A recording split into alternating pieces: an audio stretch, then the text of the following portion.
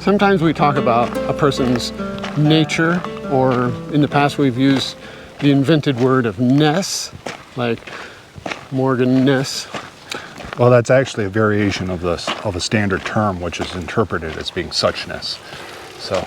Okay. Yeah. Well, let's go into, first of all, is one's nature and one's ness related or the same?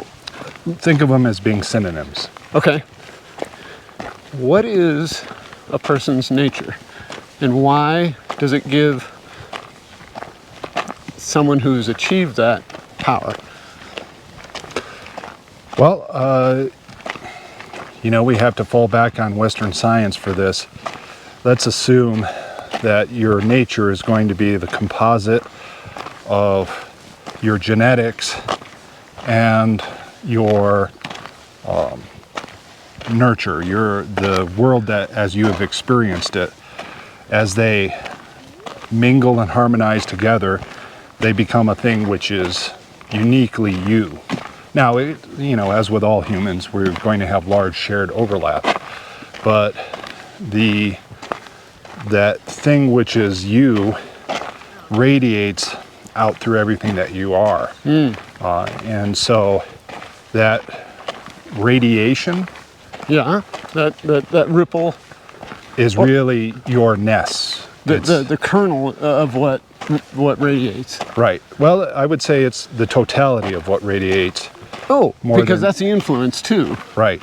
And so that you have the you, and then you have its impact on the environment, and those would really be your true self. So your combination of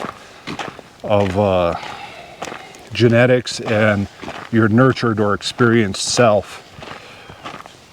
No matter how an individual wants to conceal that within society, it is available as a truth at the level of nature. So you can't actually conceal your full self to anybody that can view it, because it's always there. The ripple is there, the interaction is there between yourself and nature. You can pretend to be something else, that's usually driven by a desire for social status or fear or pain. And so that's usually why those things occur. But well, if we're reaching toward our nature, how can a person find him or herself not expressing his or her nature? Like if that's us, how can you not be yourself? I'm not sure there's a question there, and let me respond in this way. Okay.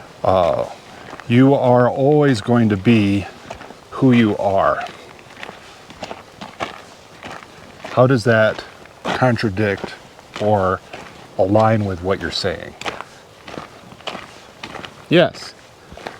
Then why would it be to one's advantage to work toward